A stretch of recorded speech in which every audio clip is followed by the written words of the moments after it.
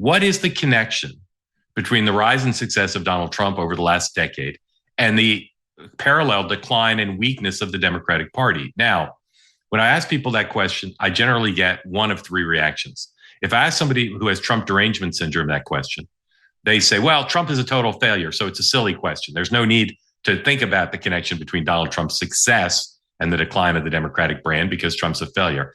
If I ask people who have MAGA plasma racing through their bloodstream, they say, well, Trump is brilliant. And so 80% of this is his doing, 20% is the stupidity and destructive nature of the people on the left and their tendencies to destroy themselves. Now, if I ask people of an analytical bent, I think they give me the correct answer, which is there is a very big connection between the two, but it is difficult to quantify it. It's very, though, important to understand. There's no doubt that Donald Trump has had failures over the last 10 years. Of course, he lost the 2020 election. But there's also no doubt that he's won twice and that right now he's dominating our politics and that Democrats are in trouble. Trump's poll numbers aren't great, but they're better than the Democrats. And I ask Democrats all the time, the worse you think Trump is, the stupider you think he is, the more ineffective, the more out of step with public opinion, the more you must think your own party is a catastrophe because you're losing to this guy. He's got better poll numbers than the Democrats do. Now, I think this is a topic that's worthy of a book or at least a 5,000-word essay someplace like the Atlantic magazine or wherever. Don't have time for this now, but I will lay out what I think would be a pretty good book. This storyline, this dynamic is, to me, the framework for what is the best explanation for what's happened in our politics in the last decade, maybe more. And I think it's also the biggest clue to what's going to happen next. Beyond winning two of the last three presidential elections, Trump has accomplished a lot. There's stuff that he's accomplished that you may not think are great, but they're things he set out to do. He just got the trade deal with Europe, trade deal with Japan. He's presided over an economy where the NASDAQ and the S&P are way up. Inflation is not fully tamed, but it's lower than it was under the previous president.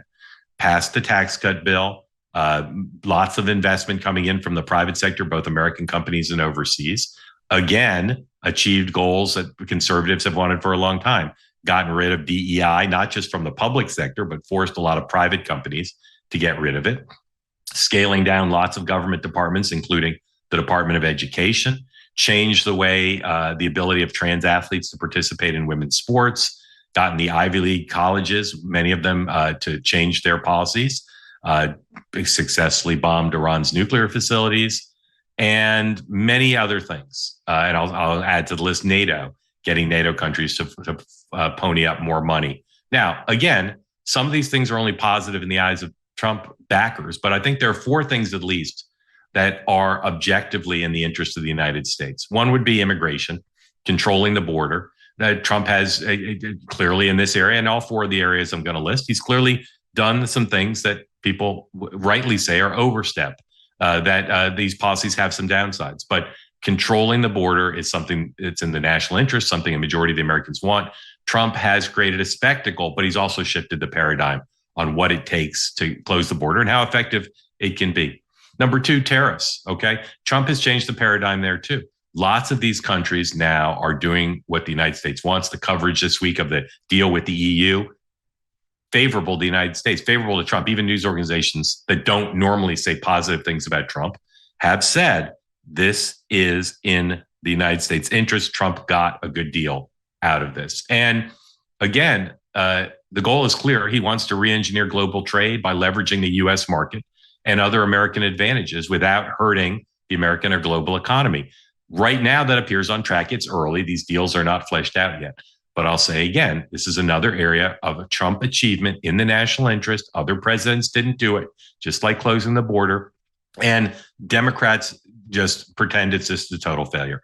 Same with number three, controlling the size of the workforce. Trump has turbocharged the capacity of a White House to control the size of the bureaucracy. He already has eliminated a lot of positions. He plans to eliminate more.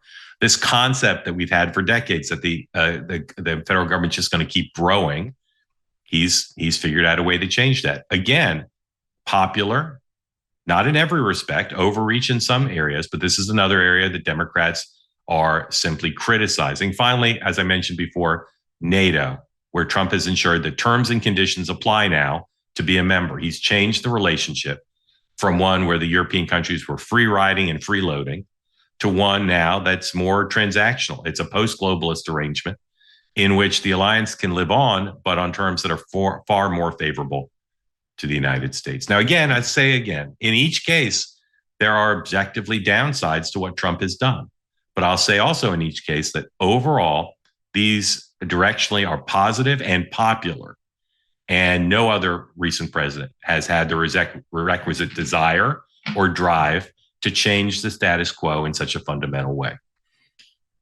In this country, the Democrats simply accentuate the downsides of these achievements. They find and highlight the weak links, and there are weak links, rather than grappling with what's actually happening that I think is more important, that the trends in this country in terms of public opinion have fueled Trump's rise in capacity to get stuff done. Trump has understood where public opinion was on these issues and others. And the Democratic Party has been and largely remains clueless. Okay. This is to me fundamental if you're thinking about the connection between what Trump has done and what's happened with the Democratic Party. And it's not just in the United States. Trump has read the mood of where things are and these issues and others. And the Democrats have failed. The American left has failed on these and other issues. So if you look at Europe and the other industrialized democracies in the West, you see the same conditions that have grown over decades that have caused a rebellion against the parties on the left. Out of control mass migration, out of control crime, the dominant influence of wokeness in all sorts of cultural institutions, the LGBTQ changes that many have seen as overreach, particularly in the area of trans, censorship, overregulation, cancellation, neo-socialism, all these things exist in other countries. Kim Strassel has written about what's happened to the United States in the Wall Street Journal. Very good focus that most Democrats haven't even thought about. Open borders, unrestrained spending, supports for teachers' unions when they're acting antithetical to the interest of our kids, an obsessive focus on climate change, bashing the police, being against Israel, the dominance of identity politics. All of this has caused Democrats in this country to lose support from demographic groups, independent of Donald Trump, although Trump has taken advantage of that. Imagine if the Republicans rather were losing support from interest groups that had long been a bedrock of their electoral success. Imagine if the reverse were happening, how much the media would cover it. This is a massive story. Democrats losing support from voters of color, from younger voters, massive. Now, Trump is singular. All these other industrialized democracies, they have the same issues. But what's different is they haven't found their version of Trump. There have been kind of poor man's versions of Trump, but they haven't succeeded. They haven't had Trump's skill. They haven't had Trump's level of aggressiveness, tough enough and determined enough to take on the old order. So what's happened to these other countries with their left parties, their equivalents of the Democratic Party, is they're weaker than they were before, but they're not crushed. They haven't declined as precipitously in most cases the way the Democratic Party has, who is now as low as they've been in poll after poll. I'm thinking about this stuff, and I talk to some Democrats who are, but very few prominent Democrats, whether you're talking about people in elective office, you're talking about activists or writers or people in think tanks, they're not even vaguely grappling with this problem in public. Why? Because they fear that the activist left will push them out of the party or cancel them. And because most of them lack the creativity and self-awareness that's required to say, how did this happen? How far back has this been going on? Some of these trends go well before Donald Trump's rise.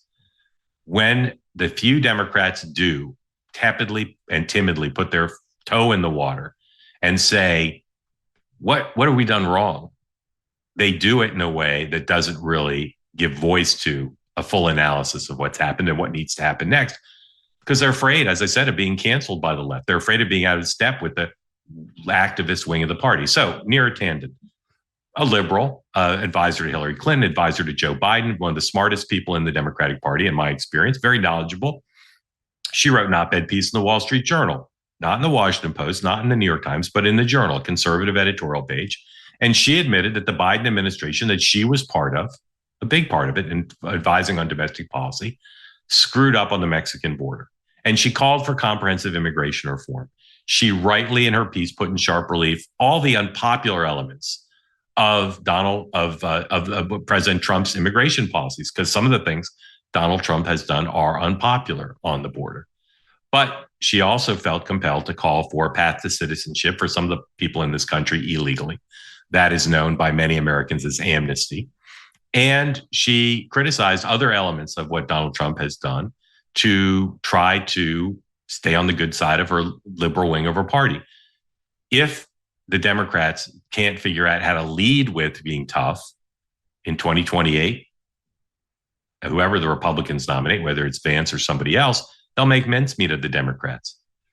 In Trump world, they laugh at how even now, even after Donald Trump's victory in 2024 was clearly fueled in large part by immigration, they laugh at how much the Democrats still don't have a clue on immigration and a range of other issues.